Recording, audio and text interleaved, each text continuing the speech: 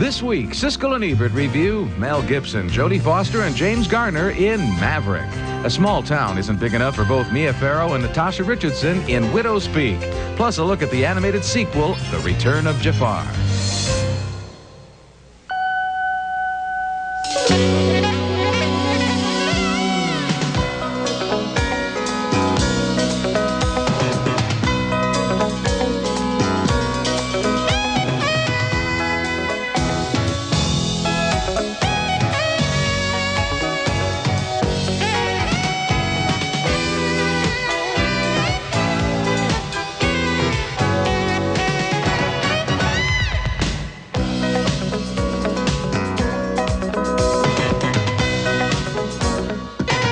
Remove your hands from the lady.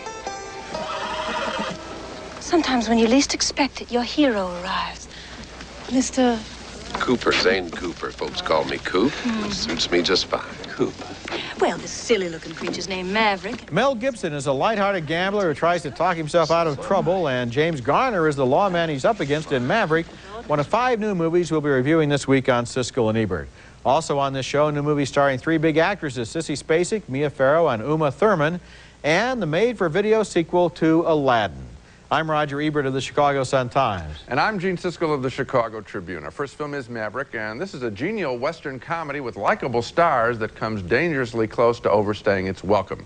There's no reason it couldn't be cut by 15 minutes. Mel Gibson plays Maverick, the fastest mental gun in the West, a card sharp, a ladies' man, and he can fast draw too. All he wants to do as the film opens is win $3,000 more so he can get a big stake for a big poker tournament. I was just saying, I don't see what's so great about being brave. I mean, I'm a card player. I play cards, and call me a gambler. I want to become an old gambler. You, on the other hand, are a gunfighter. And an exceptional one at that, from what I hear. So if I decided to go up against you, I mean, what chance would I have had? Answer? 0. Ooh.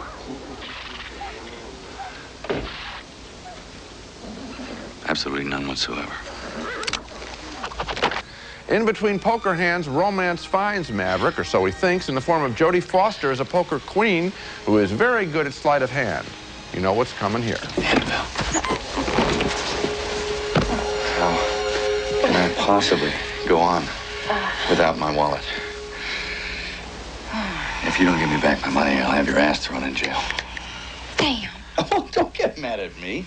The third major player in the story is a mysterious marshal played by James Garner, who, of course, was the original Brett Maverick on TV in the 50s. There is constant comic banter between these characters, each hiding secrets. Are you mocking me?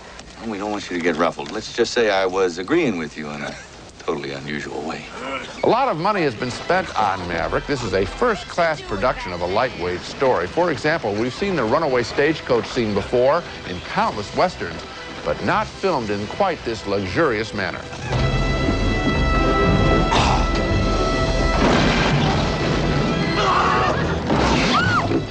Everything is played for laughs in Maverick, including his encounter with Indians, led by a very hip chief played by Graham Greene from Dances with Wolves. He's old friends with Maverick, and in front of strangers, he has to pull Maverick together after Jodie Foster has stolen the gambler's bankroll. How could she rob me? $22,000 when I was going off to face my doom. You're going to cut my hands off, and she robbed me anyway. What are you talking about? There's not an ounce of decency in it. Pull yourself together, man. Everybody's looking. A little bit of that character goes a long way, like a lot of the movie. The best things, however, about Maverick are its engaging stars and its gorgeous look as photographed by Vilmos Zsigmond, and some fabulous Western locations. Mel Gibson also captures the open-faced sweetness of Maverick, the Maverick of our memory from that TV show in the 50s. And Jodie Foster makes a terrific romantic lead. I think she's more credible here than in Summersby. And James Garner's likability triumphs over an underwritten part. My one big beef with the movie is that it's just too darn long.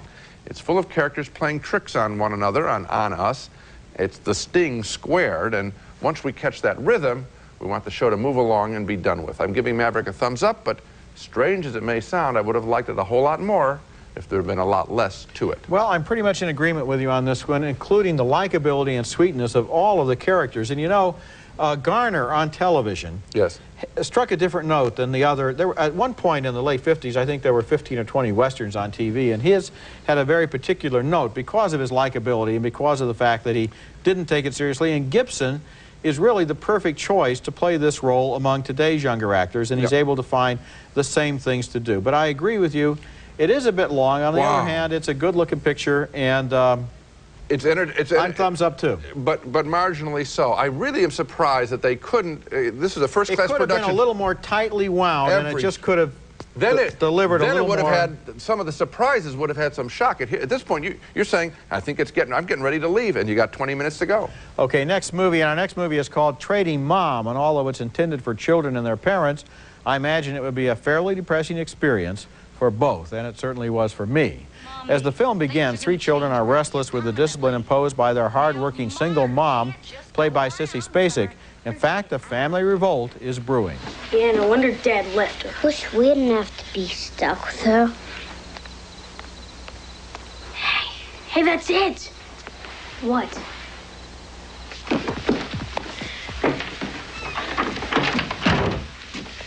Maybe we could try to make her disappear, like Mrs. Cavor said. The Mrs. Cavor they're talking about there is a neighborhood woman played by Maureen Stapleton as sort of a kindly witch. She told them about the spell to get rid of their mother, and later she tells them about the mommy market where you go to find a new mother. Keep the clock tower on your left and move west from it along the market. Halfway down the block is a small cobblestone street. At the mommy market, they do find new mommies, lots of them, all played by Sissy Spacek, disguised by makeup. One is a rich French woman with hoity-toity airs. Well, we get to ride, miss. Oh, surely you did not expect us to take the bus. The next is a gung-ho outdoor type. You're going camping today! And the third runs a circus and wants to put them all in the act. What about the grandeur? We don't want to go into. Although this film is based on a book for children, I have a feeling the movie might make kids uncomfortable. It's no joke losing your mom, and although the three moms from the mommy market are all played by Spacek, the disguises are so complete and the voices are dubbed, and I doubt many kids are going to pick up on that, because maybe the filmmakers thought it was reassuring that this is really kind of a lesson, that this could be the mom that you would have gotten. I don't know. And what do they do? The point isn't that their real mommy is playing those other moms, it's that Spacek is acting in roles that could have easily gone to three different actresses. The bottom line is, Trading Mom is about losing your mother and being given a hard time by three replacements, and that's no fun. Well, it is. In fact, this is a dreary, unhappy movie, and very, very lame. And you know, Sissy Spacek has been an interesting case. She had children. She wanted to get away from Hollywood, so I think she moved to North Carolina. Virginia. Virginia. Okay, she's out there. She's away from the Hollywood world, and I think she probably entered this project because she'd like to do something for her children. I think a lot of stars have been similar feelings. They get involved doing cartoon voices. But I think their taste often goes out the window, and they'll take on projects that they wouldn't have taken if they were working actresses. There's not an interesting role here for her. It's really lame kind of childhood daycare stuff. It's not a good part. It's not a good film. No, and it's not. I think this is the part I'd really like to emphasize. It's not going to make the kids who see it feel very good. Coming up next, they made a sequel to Aladdin, and I'll bet you haven't heard of it. We'll explain why next, so get the kids as we review The Return of Jafar.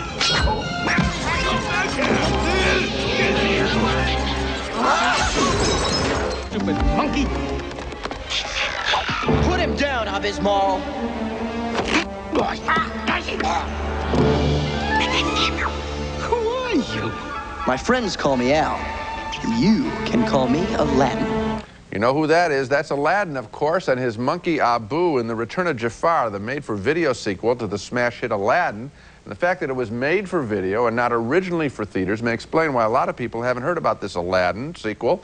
And that's too bad, because it's a pretty good film. To be sure, fewer songs, a little less production value, but still quite entertaining with all of the old characters like Aladdin and his Princess Jasmine, again tormented by the evil wizard Jafar, who has been turned into a genie.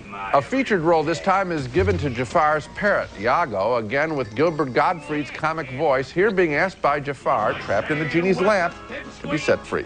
You know something? You're nothing without me. What? Who comes up with all the good ideas? Me! Who does all the work? Me! If it weren't for me, you'd still be in a cage at the bazaar, squawking, Polly wants a cracker! The best song in the movie, Just Forget About Love, sung by Iago and the film's lovers. Aladdin is sung by Brad Kane, Jasmine by Liz Calloway.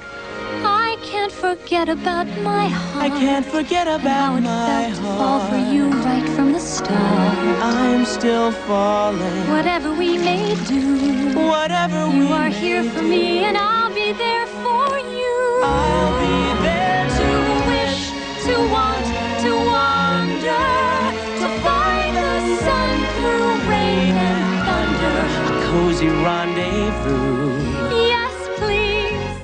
I know what you're thinking. Where's the blue genie? Well, he's in the movie, and he is magical and funny in many scenes, but he's not played by, his voice isn't played by Robin Williams. Actually, the voice is played by Dan Castellaneta, who's also the voice of Homer Simpson.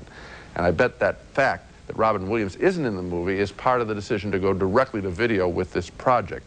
Robin Williams was wildly underpaid for the original movie, the original Aladdin, and he wanted no part of any sequel. Still, there is considerable entertainment value to the genie character and to this film. I watched this picture on tape on my big screen last night with my kids.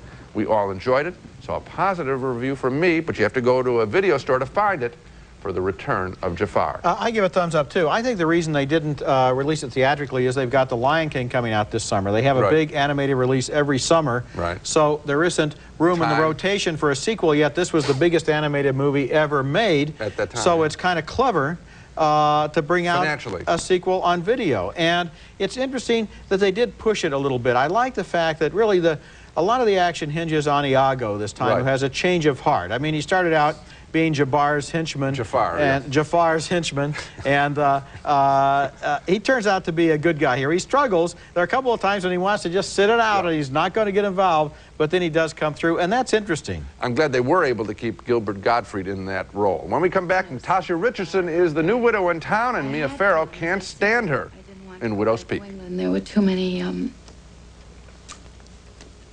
painful memories. You had to leave. Well, I hardly like to say.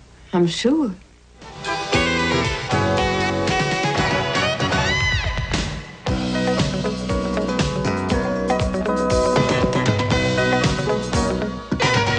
Those are as plentiful as freckles on a redhead. Or maybe you knew that. I came to Kilshannon for the climate. What climate? We're in Ireland. Natasha Richardson plays a rich war widow there who has arrived in the Irish town of Kilshannon with plans to settle down. And Adrian Dunbar is the rich son of the rich local dowager who helps change her tire. The time is shortly after World War I, and there are a lot of widows in town, so many that the district is known as Widow's Peak. Not long after she arrives, Richardson is invited to tea by Dunbar's mother, played here by Joan Plowright. Among the guests is the circle's only spinster, played by Mia Farrow, who takes an instant and obvious dislike to the newcomer. Nigel had often spoken so affectionately of Ireland. He loved this country so. He told me how he used to come here for the shooting. Really? What did he shoot? Irishmen? It's only a matter of time until the attractive young widow and the eligible young bachelor find themselves facing the subject of marriage. I came here to be rid of man. Fortune hunters. That excludes me. We have pots of money, and so have you, otherwise you wouldn't be huntable. There are those who would say we were well matched. Plowright, who approves of her son marrying Richardson, wants to play the local peacemaker. But Farrow is not to be persuaded. In fact, her irrational hatred of the outsider seems more extreme than ever. But at least I know a gold ring from the brass one you'd find in a sweet cake on Halloween. Yeah, a gold ring. I'm talking about her not being what she pretends to be. And that's maybe why one of these dark nights, poor Miss O'Hare will walk into the lake in her madness. Don't you see it? Are you blind? She's up to murder. Okay, so now you think you know the situation in Widow's Peak, but actually, all you really know is the tip of the iceberg, because this movie has as many surprises as The Crying Game, although certainly not the same kind of surprises. It's sort of a combination of a lighthearted British comedy, a Miss Marple adventure, and a revenge thriller. It's very funny and constantly interesting, and you get so wrapped up in it, you have no idea where it's headed, which is just as well because you'd be wrong. This is still another wonderfully entertaining film from Ireland, which has given us half a dozen in the last few years. But usually they have been about Irish men. And what's enjoyable here is that the strength of the Irish women that we're seeing on this film. And I did not know where this picture was going, and I certainly enjoyed that. It's such a rare experience for us to be surprised in a film and to see it's small in scope, but it is so beautifully done and performed by each of these actresses that it's really a real kick to see You know, the funny thing is, a lot of times when a movie does have surprises, it counts on the surprises for its entertainment value. This movie is entertaining every step of the way. The dialogue is funny. Well, the details, including that spyglass, they're funny. The characters are funny. I thought what you were going to say is that if it had been written another way, it doesn't depend on the surprises. No, it doesn't. If it had been written another way, we would have been just as satisfied too. Okay, when we come back, a best-selling novel by Tom Robbins has been made into a movie. Even Cowgirls, Get the Blues is next. My folks told me, you're too big now. Santa doesn't have any cowgirl suits that'll fit you. How'd you like a Barbie with her own fashion wardrobe? Appointment. Even Cowgirls Get the Blues, from the very talented director Gus Van Sant, the creator of Drugstore Cowboy and My Own Private Idaho. He's a talented filmmaker, but this one just doesn't cut it. It's based on the Tom Robbins cult novel about a woman hitchhiker with huge thumbs. We can relate to that. This is the story of female emancipation with the beautiful Uma Thurman as the woman any man would stop for. So now you bumming around? Yep. Hitchhiking? Please don't think me immodest, but I'm really the best. You the best? I am. When I was younger, I hitchhiked 127 hours without stopping. Her travels take her to the all-woman Rubber Rose Ranch, where she is supposed to shoot a feminine hygiene TV commercial. But first, she is befriended by a character known as Bonanza Jelly Bean, played by the actress Rain Phoenix, who talks about cowgirls being a symbol of women's freedom and parity with men. In the Rodeo Hall of Fame in Oklahoma City, there are just 2 cowgirls. 2. And both of them are trick riders. Trick riding is what cowgirls have almost always done in rodeo. Our society sure likes to see its unconventional women do tricks. That's what prostitutes call it. The Rubber Rose Ranch is where this movie should take flight, but it is hopelessly grounded there in characters too quirky for their own good, including Angie Dickinson as the ranch's hostess. Up there is where the fanny flap flies off at a rate of about 675 pounds a day. That's a lot of salted ham, sissy. Even Cowgirls Get the Blues turns out to be all frosting and no cake, all oddity, little substance, with each character more outlandish than the last. I think the world has moved past this story. I think we can accept women living on their own together. So this story needs to take these characters, these fresh characters, and take us someplace fresh and provocative. The novel was written 18 years ago. For this film to work, I think the story had to be updated. I can't recommend Even Cowgirls Get the Blues, and I'm surprised because this is a filmmaker I really like. Either. The one thing that I liked in the movie was the way that Rain Phoenix photographs. I think that in a different movie she could be a very interesting actress. Yeah. This movie is a complete disaster. I saw it last September at the Toronto Film Festival. It had its world premiere. It was supposed to open in another 2 weeks. The audience sat there in stunned silence. Yeah. They walked out with their eyes on the ground. The studio realized they had a disaster on their hands, and they yanked it from release, re-edited it. I've seen it now a second time. It's a little shorter. It's completely incomprehensible. You sit there wondering, not only don't you comprehend the story, but you don't comprehend the purpose of the story. Well, and it's a waste of time. I think that basically what they're trying to say is, I mean, they're trying to show her independent on her own, and all these women living on their own, but they're so what? So what? Yeah. You want to take us, we know that, now take us with these characters someplace. When we come back, our video pick of the week, one of this year's Oscar nominees for Best Picture. Now it's time for the video pick of the week, and my choice, which has recently arrived in the video stores, is the Academy Award nominee, The Remains of the Day. This is one of the most subtle and civilized of recent films, starring Anthony Hopkins as a British butler who spent most of his life in the service of a man he never really even began to understand. In one of the movie's many scenes where people fail to communicate, the butler attempts to explain the facts of life to his employer's godson, who obviously already knows them quite well. He's played here by Hugh Grant, star of the current hit 4 Weddings and a Funeral. What I'm trying to say is that with the arrival of spring, we shall see a most remarkable and profound change in all these surroundings, sir. Yeah, I'm sure that's right. I'm sure the grounds are not at their best just now. The movie is also a quiet love story, so quiet that the butler hardly even realizes that the head housekeeper, played by Emma Thompson, fancies him. Might it be that our Mr. Stevens fears distraction? Can it be that our Mr. Stevens is flesh and blood after all and cannot trust himself? The Remains of the Day, my video pick of the week. Now let's take another look at the movies we reviewed on this show.